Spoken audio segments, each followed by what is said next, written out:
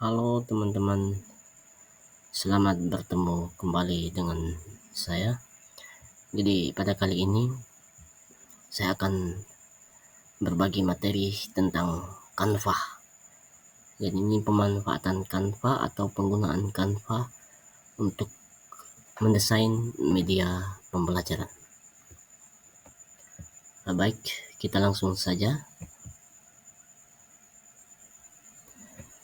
Berbagi praktik baik menggunakan Canva dalam mendesain media pembelajaran. Ini hostnya dipimpin oleh Ibu Leticia Dani Kelen dan pemateri saya sendiri Agustinus Akurit.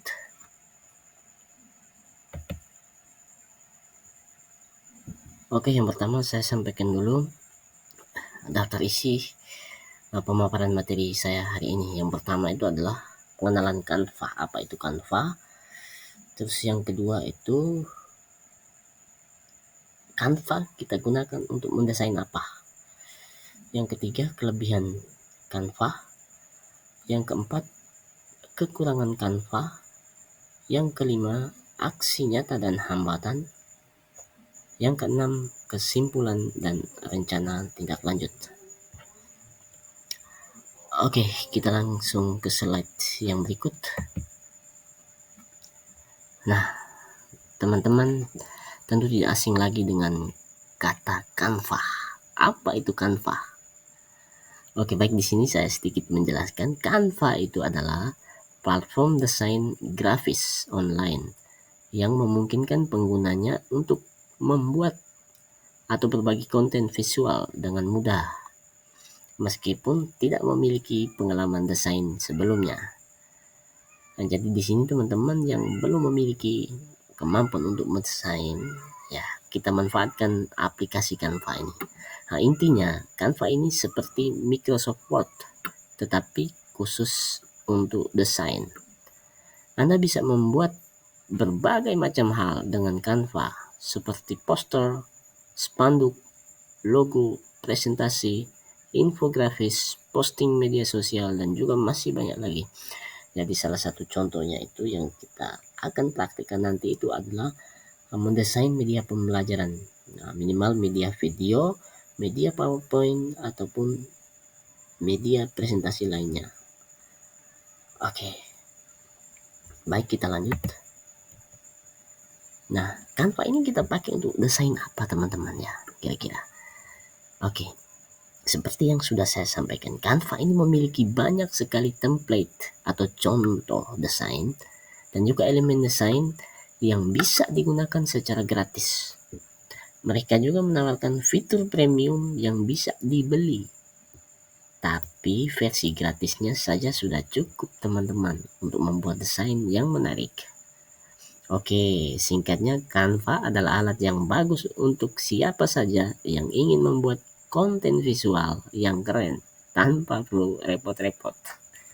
Oke, keren kan teman-teman? Oke, lanjut. Jadi di samping itu kita lihat Canva itu ada desain flyer, ada desain video, ada desain PowerPoint, desain PDF, baliho, LKPD, komik, grafis, bahan ajar, poster, masih banyak lagi teman-teman.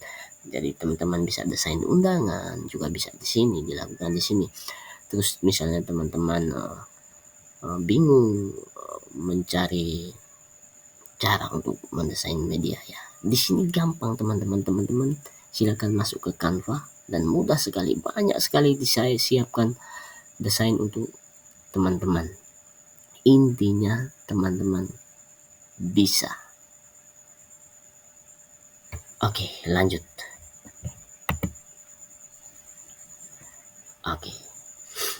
Sekarang sebelum kita melangkah lebih jauh, kita lihat dulu kelebihan Canva untuk desain media pembelajarannya apa saja teman-teman. Oke, yang pertama itu meningkatkan kreativitas dan keterlibatan siswa. Itu tentu teman-teman ya. Sekarang ini anak-anak terlahir di dunia teknologi serba ada, jadi keaktifan kreativitas siswa, keterlibatan siswa itu sangat nampak melalui penggunaan media handphone, laptop, komputer, dan lain sebagainya. Terus yang kedua, kelebihan itu bisa membuat pembelajaran yang lebih efektif dan menarik. Jadi sini dengan desainnya yang begitu indah, begitu banyak, menarik, indah, rapi, dengan animasi-animasi yang keren, nah, tentu sangat efektif dan menarik dalam membuat media pembelajaran. Nah, yang berikut itu menghemat waktu dan tenaga. Jadi teman-teman tidak perlu lagi berpikir tentang desainnya model apa, seperti apa. Tinggal sudah jadi dan teman-teman siap memilih desain yang terbaik sesuai dengan selera teman-teman masing-masing. Dan juga siapkan tenaga ya tentunya. Oke, yang berikut meningkatkan kolaborasi di mana saja. Jadi kolaborasi, jadi ini desain Canva ini setelah kita mendesain, kita bisa berkolaborasi dengan teman-teman melalui media online. Kita bisa langsung share ke teman-teman yang lain untuk berbagi pikiran atau pendapat terkait desain kita jika kita rasa belum cukup. Jadi seperti itu. Nanti sebentar kita akan menjelaskan lebih lanjut melalui diskusi-diskusi kita. Oke, yang berikut yang terakhir itu adalah membuat pembelajaran yang lebih aksesibel.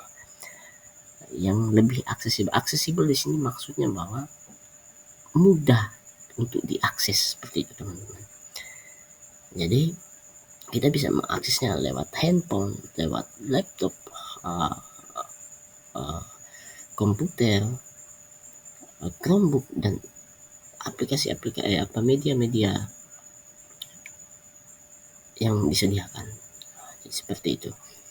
Oke, lanjut. Yang berikut, kalau punya kelebihan pasti dong punya kekurangan ya. Sekarang kita lihat apa kekurangan Canva untuk desain media pembelajaran ini. Yang pertama teman-teman lihat, ketergantungan pada akses internet. Ya, ini yang kita alami. Ini yang sedang kita alami di sekolah kita ya teman-teman. Akses internet memang sangat dibutuhkan dalam mendesain Canva. Jadi Canva ini medianya online teman-teman, bukan offline. Seperti PowerPoint itu bukan. Oke. Lanjut, yang berikut itu adalah akses gratis terbatas pada desain standar. Jadi akses Canva ini memiliki dua akses, itu akses pro atau akses premium yang mana berbayar, dan juga akses gratis. Akses gratis ini memiliki desain yang standar namun cukup menarik juga. Tapi ini juga kita golongkan dalam satu kekurangan dari Canva itu sendiri. Terus yang berikut tadi seperti sudah saya sampaikan bahwa akses premium atau pro yang biayanya cukup mahal. Jadi ini kalau teman-teman mengkhawatirkan akan dana, maka teman-teman tidak bisa mengakses premium dari Canva atau akses pro dari Canva. Kemudian ada satu hal lagi yang menghambat kita untuk mengakses premium, itu adalah keamanan data, faktor keamanan data. Jadi faktor keamanan data itu juga sangat penting teman-teman ya. Oke, yang berikut kita lanjut. Sekarang kita masuk kepada aksi nyata dalam menggunakan Canva. Ya, aksinya. Jadi kita sudah berbicara, maka sekarang kita bisa langsung mempraktekkan bagaimana cara-cara atau langkah-langkah dalam menggunakan Canva ini teman-teman ya. Ini dalam proses ini saya hanya menjelaskan langkah-langkah garis besarnya saja. Nanti selebihnya akan kita lanjut dalam kerja nyata kita, aksi nyata kita sebentar. Oke, kita lihat yang berikut. Langkah-langkah desain media pembelajaran dengan Canva. Yang pertama tentunya persiapan teman-teman ya. Teman-teman sebelum mendesain, teman-teman tentu punya persiapan. Segala sesuatu itu punya persiapan. Yang pertama itu siapkan akun Canva. Di sini teman-teman sudah memiliki akun Belajar ID. Ya, yang mana Belajar ID itu dapat mengakses Canva secara gratis dengan ketersediaan template atau contoh desain secara gratis yang begitu banyak dan sangat menarik. Kemudian yang kedua, teman-teman harus menyiapkan materi. Jadi materinya apa itu teman-teman siapkan, sehingga ketika melihat template nanti teman-teman kira-kira ini cocok materi dengan saya, maka teman-teman gunakan template atau contoh itu sebagai desain pembelajaran teman-teman. Terus yang ketiga tentukan jenis media yang nanti teman-teman pakai. Jenis media ini teman-teman mau pakai poster kah, video kah, flyer kah, PDF kah, atau PowerPoint atau slide tayangan atau presentasi itu, ataupun masih banyak lagi media yang teman-teman ingin desain. Jadi seperti itu teman-teman tentukan dulu. Yang berikut, langkah yang kedua itu adalah memilih template atau contoh. Jadi setelah masuk ke akun Canva, teman-teman memilih template. Yang pertama, langkah dalam memilih template-nya adalah kita buka Canva, kemudian pilih desain template atau contoh yang sudah disediakan oleh Canva. Jadi kira-kira kalau teman-teman mau temanya boneka ya silakan, teman-teman mau temanya budaya silakan. Di tombol searching atau tombol pencarian teman-teman bisa mencari desain apa saja atau template apa saja yang teman-teman inginkan. Kemudian langkah yang berikut adalah pilih template yang simple dan menarik yang teman-teman inginkan. Oke, simple kan? Lanjut.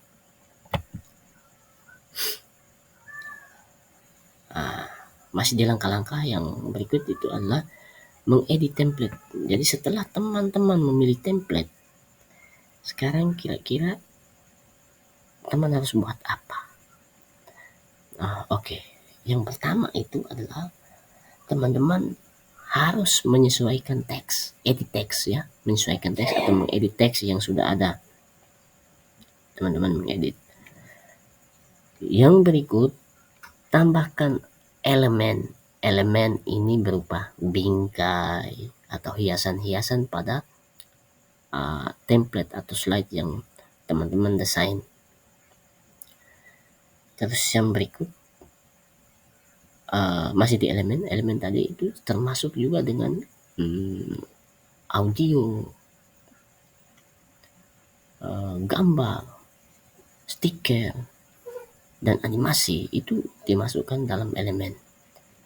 Terus yang berikut, sesuaikan tata letak ya. Dan tata letak teman-teman bisa menyesuaikan posisinya, letaknya di bagian mana, di sebelah mana, atau bergeraknya dari mana ke mana, itu teman-teman bisa menyesuaikan. Kemudian yang berikut itu adalah menambahkan animasi. Jadi animasi ini sudah bisa disediakan standar, namun ini sebagai pilihan saja atau opsional, yang mana teman-teman bisa menambahkan animasi ataupun tetap menggunakan animasi standar yang sudah diberikan oleh Canva.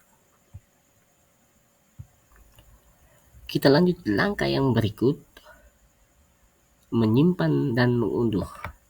Ya, jadi langkah yang berikut ini adalah menyimpan desain dan juga mengunduh desain yang sudah kita buat. Jadi menyimpan desain itu teman-teman cukup mengklik tombol file di sebelah kiri.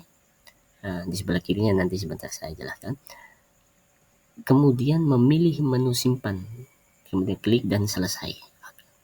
Terus untuk mengunduh desain, teman-teman mengklik bagikan, tombol bagikan di sebelah kanan. Kemudian memilih format atau bentuk file. Jadi format atau bentuk file ini teman-teman bisa menyimpan file itu dalam bentuk video, PDF, PowerPoint, gambar, terus poster,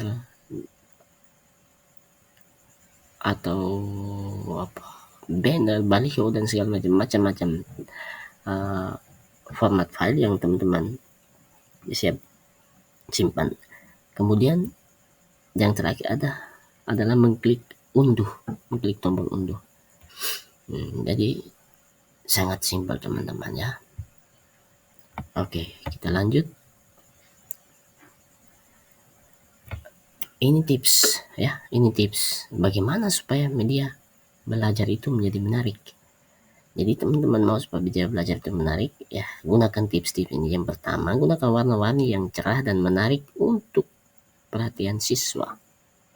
Jadi teman-teman kasih warna yang mantap, yang menarik untuk menarik perhatian siswa. Terus kemudian gunakan font yang mudah dibaca, jangan sampai huruf yang berbelit-belit seperti huruf dokter ya.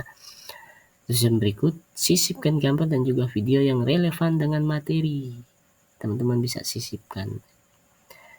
Dan yang berikut, buatlah media pembelajaran yang interaktif dengan menambah animasi dan juga pertanyaan-pertanyaan. Jadi animasi-animasi itu teman-teman bisa tinggal pilih di dalam atau bisa menambahkan sendiri.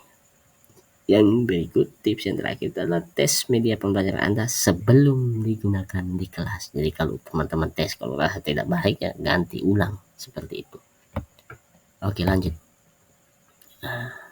Hambatan sekarang teman-teman, kita sudah bahas panjang lebar. Sekarang kita lihat hambatan dalam penggunaan Canva ini. Kita omong tetapi eksekusinya bisa atau tidak. Sekarang kita lihat, meskipun Canva ini memiliki atau menawarkan banyak sekali kelebihan untuk membuat media pembelajaran yang menarik dan efektif, tetapi ada beberapa hambatan yang mungkin dihadapi guru dalam menggunakannya. Nah, di antaranya teman-teman bisa perhatikan, yang pertama itu kekurangan keterampilan atau kemampuan dalam menggunakan Canva itu sendiri. Terus yang kedua, keterbatasan akses internet, ini yang kita rasakan di sekolah kita teman-teman ya. Terus yang berikut, keterbatasan perangkat atau ketergantungan pada alat. Jadi seperti tidak ada laptop, tidak ada komputer, itu sebagai alasan teman-teman tidak menggunakan media pembelajaran dengan Canva ini. Terus yang berikut, kurangnya waktu dan biaya seperti tadi.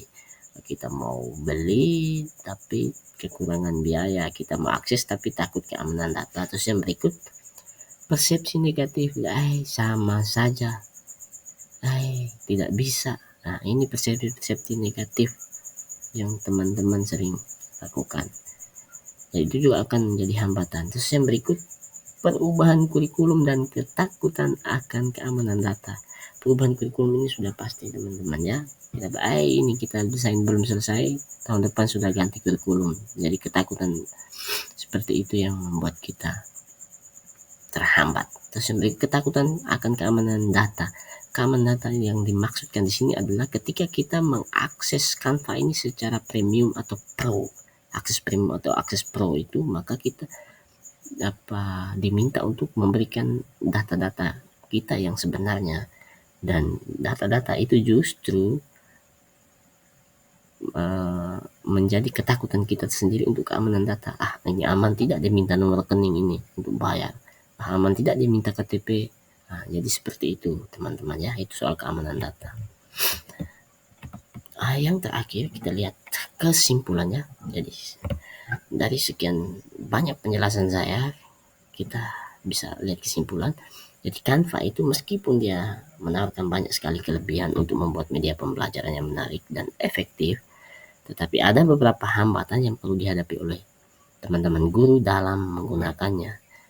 Dengan mengatasi hambatan-hambatan tersebut, guru dapat memanfaatkan Canva secara maksimal untuk meningkatkan kualitas pembelajaran di kelas.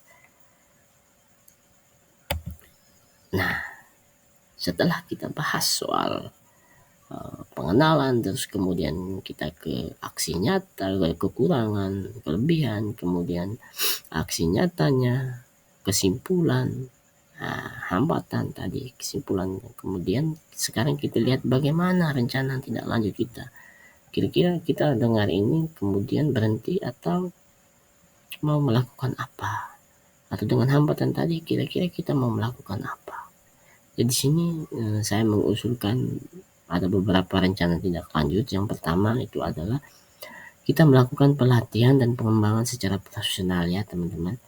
Pengembangan kenapa harus secara profesional? Karena kita ini guru, kita lakukan pengembangan secara terarah agar kita semua bisa menggunakan Canva dengan baik. Terus yang berikut, meningkatkan akses internet. Ya, ini mau tidak mau kita harus berusaha untuk mengadakan akses internet ini di sini.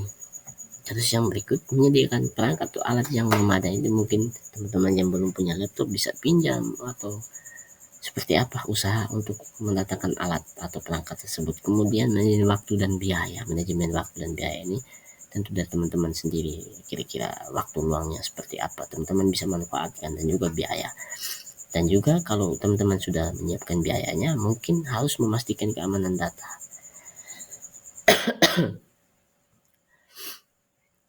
Yang berikut, meningkatkan pemahaman dengan mengembangkan alternatif keterampilan manual.